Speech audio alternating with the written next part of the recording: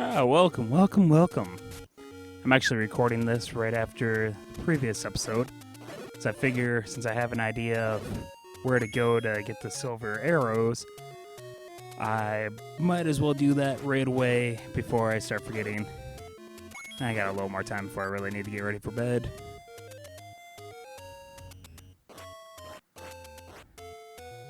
Get over here. That worked well. Jeez, that was worth it. Oh yeah, I have a boomerang. I could have stopped him. Like that. Ah!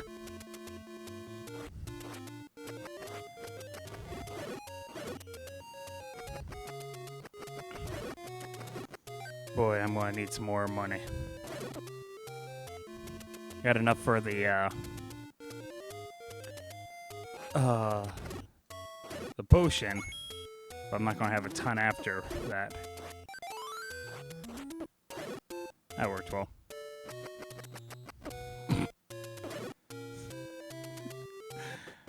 I just charge headlong into him.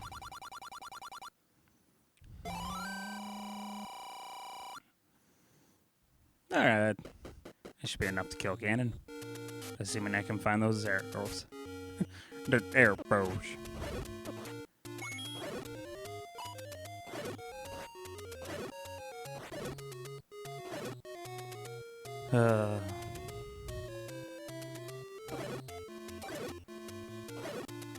So let's see, what do I talk about this time? Last time I chatted about, I was talking about the female empowerment in movies, and the point I was trying to make that I think I did a very poor job making it come across is that when someone is super skilled or overpowered, I want there to be some kind of storyline justification for it. Like, okay, with the Marvel movies, for example, Scarlet Witch, she might not have any, or not Scarlet Witch, Black Widow might not have any powers, but you know, trained from an early age to be the ultimate assassin, so obviously she's highly skilled. And, you know, arguably there's some moments where she's accomplishing things that she shouldn't be able to, such as taking on opponents that powerful beings struggled with. But most of her fights, you know, the storyline of her training justifies how well she does in these fights.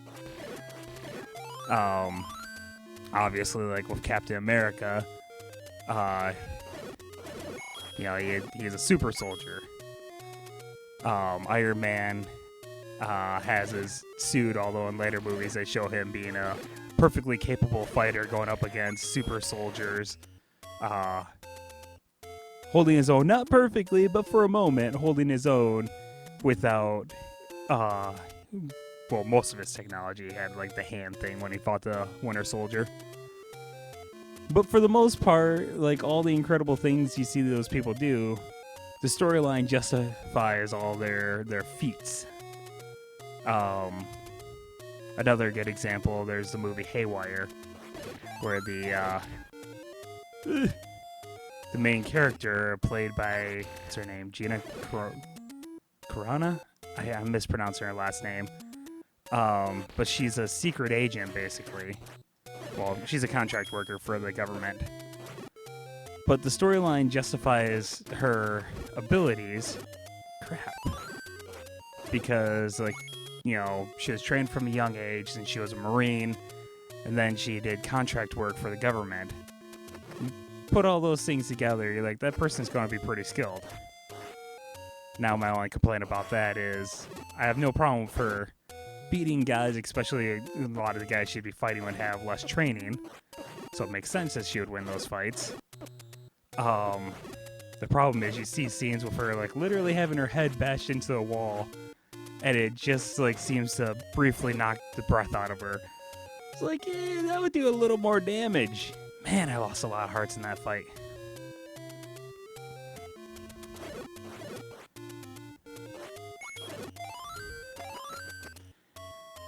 Trying to think of more guy examples that I don't really like. Gotta complain about everyone else. You seem sexist. No hearts.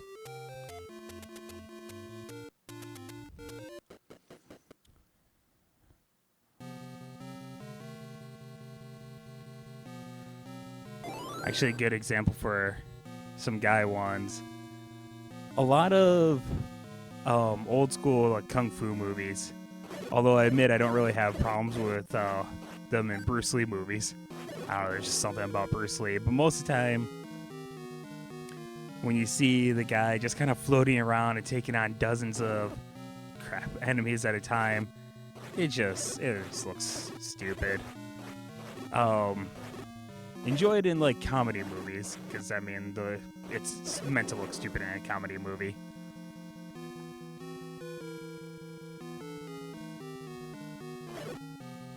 But when they don't even try to justify it, just like, oh, he knows kung fu, so he can fight dozens of men at the same time. Like, well, yeah, but everyone he's fighting also knows kung fu. So why can't they also take on dozens of men at the same time?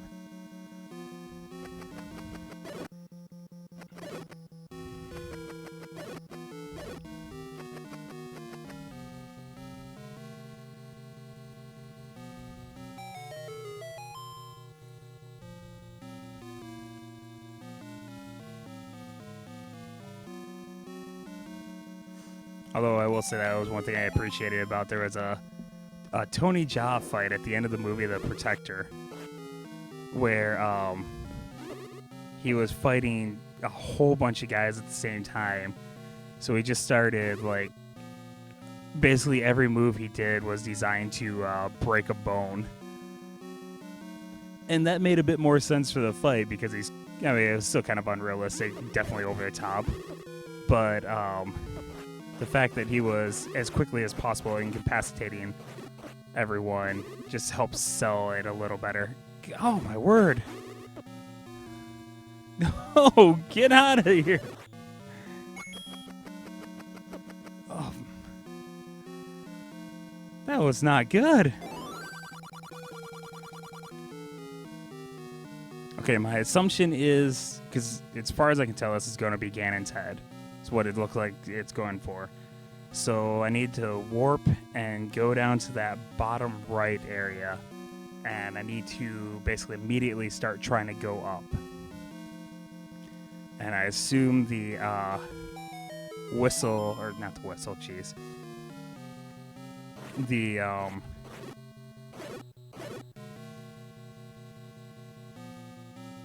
silver arrows will be in one of those areas. And then I think I'll have to trek all the way back up here. Let's see, that was the Red Wing over there, so I need to do this.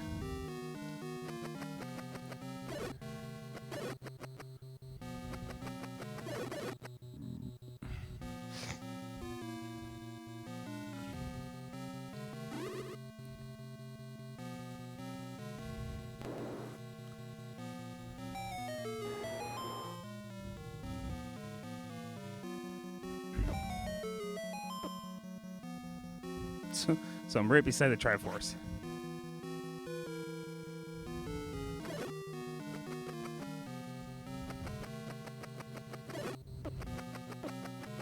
Jeez. Alright. Oh, yes. That's actually perfect because I'm going to try to bomb and push these. Okay. Hey, that works. I like that.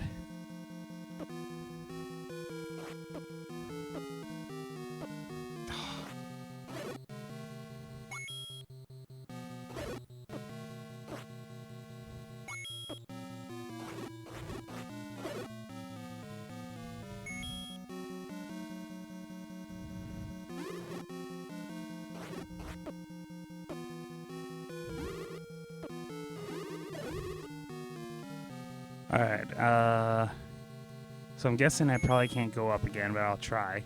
Oh, get off that.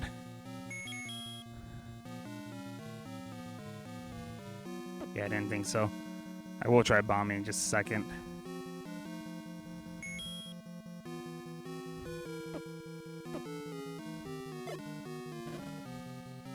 Alright. I'm not even going to try bombing up. I can come back over if I need to.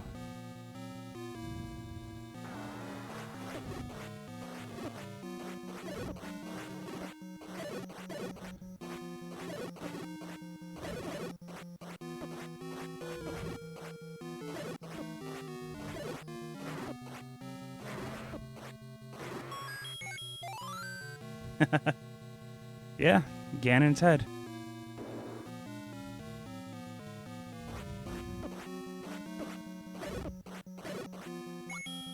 That helps.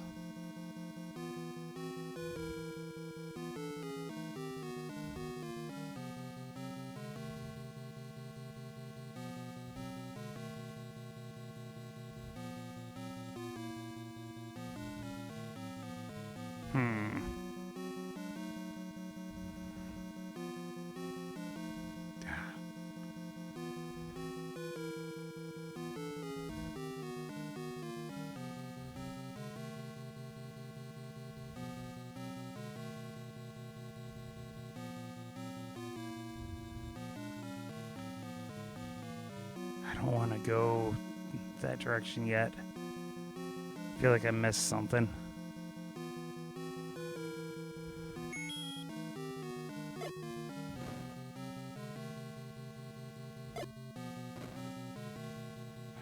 Crap. Yep, I'm gonna have to go back over.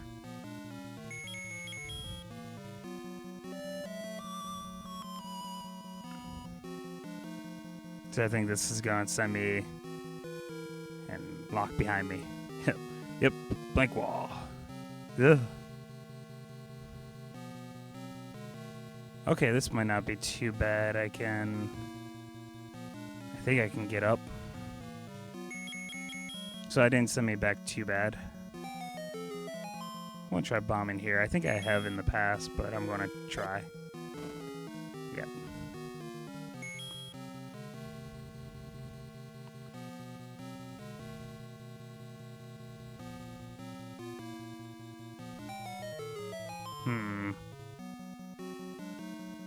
Okay, let's go down.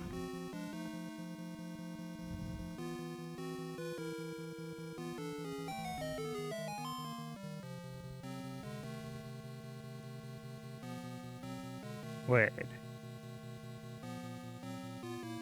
Oh, crap. Okay.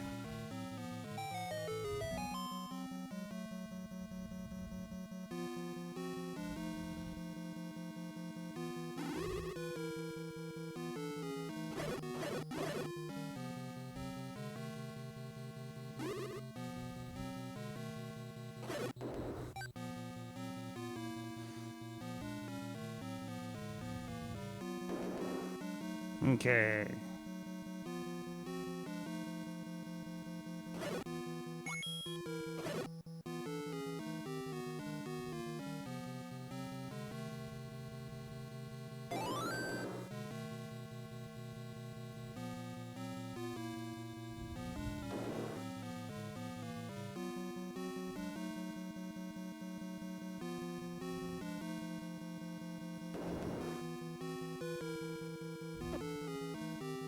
Good job, Tony.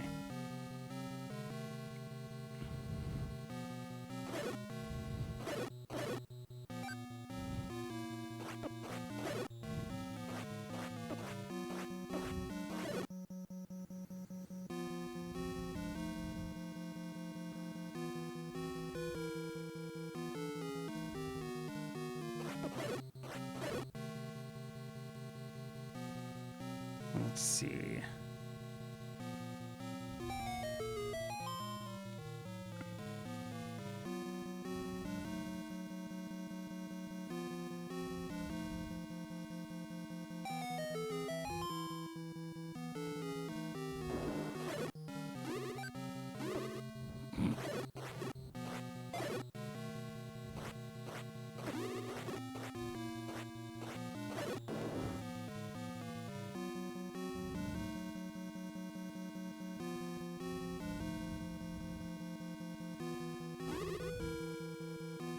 Thank you for leaving me alone this time.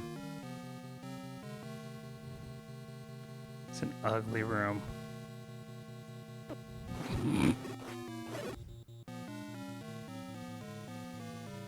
All right. Yes, yes, yes. Go to the next room. I didn't think I realized that the door locked behind me. Shows how much I pay attention sometimes.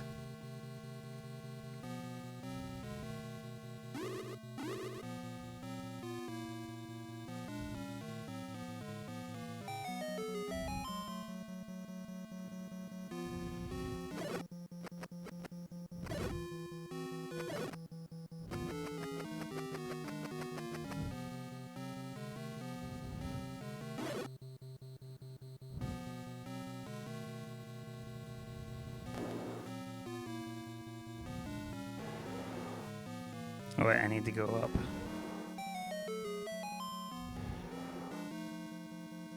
Hey, boys.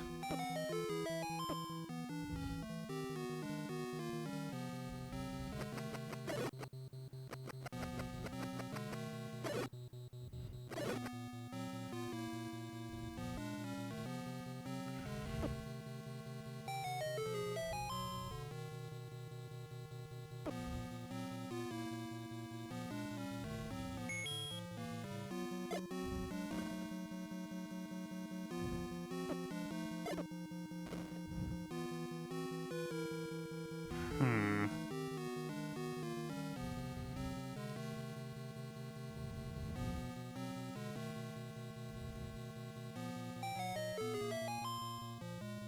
Here we go.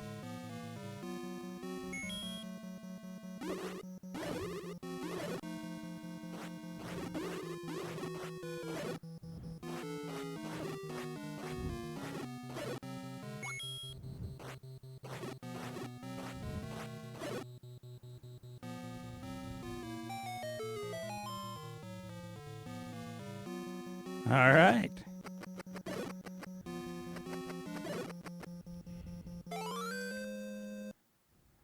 Feeling pretty good about this now.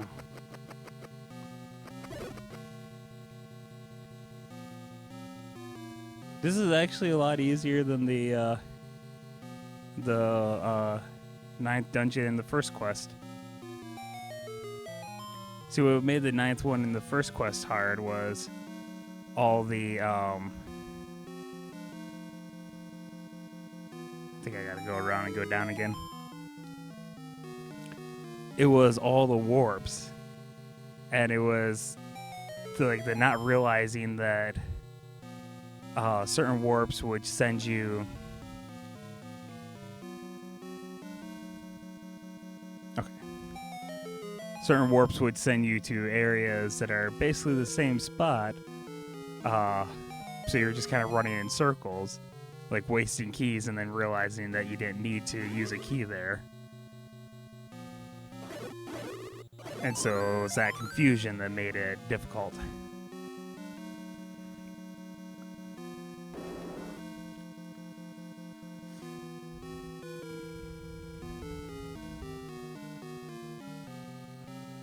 This one, although I definitely struggled with it a little bit, it felt a bit more straightforward, which is weird because of how confusing the rest of the second quest is, and how illogical it is to have a decently straightforward final dungeon catches me off guard.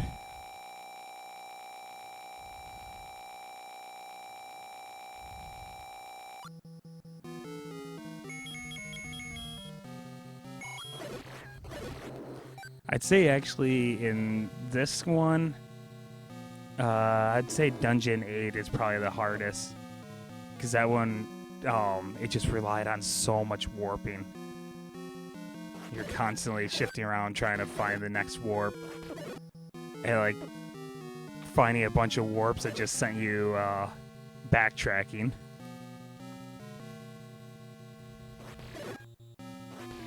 In the first quest, 6 is generally regarded as a harder one, which until you get used to it, that one is a little difficult. And then obviously 9.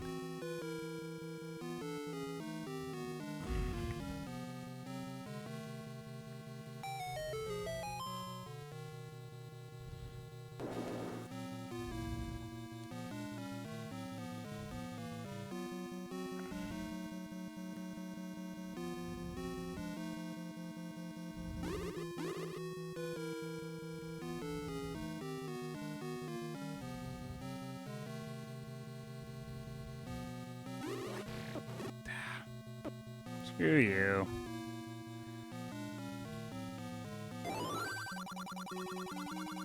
Alright, so I need to warp and then go through the actual door, not through the ceiling. Because I don't want to have to go through that whole track again.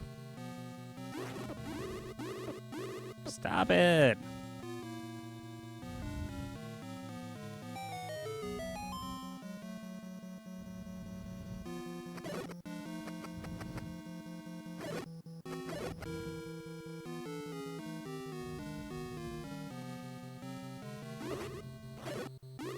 Ooh.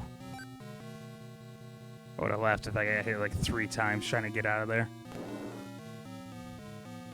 Alright. Let's do this.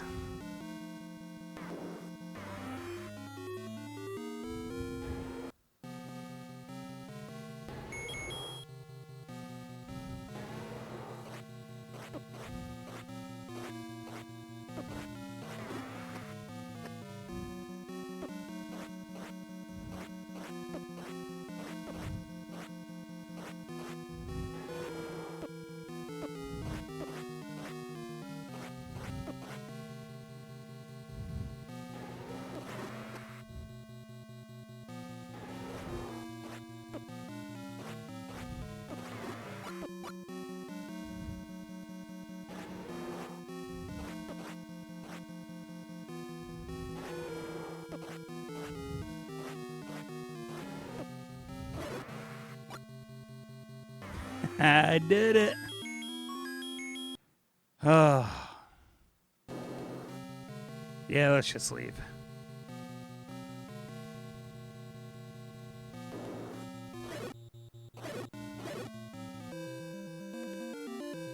All right. That is it. I was worried that this was going to take like another 2 or 3 episodes to figure out the 9th dungeon. All right. I have finally beaten both quests on Legend of Zelda. I'm a little disappointed in myself that I had to use a map at the end. But like I said on that episode, I would have found 9 eventually, but I do not know how long it would have taken me to find 8. It was just so out of the way. But thank you for going on this journey with me. I hope you enjoyed it. Until next time, my dear friends, I have amazing wisdom and power. Ooh, even then they knew they were going to make another one.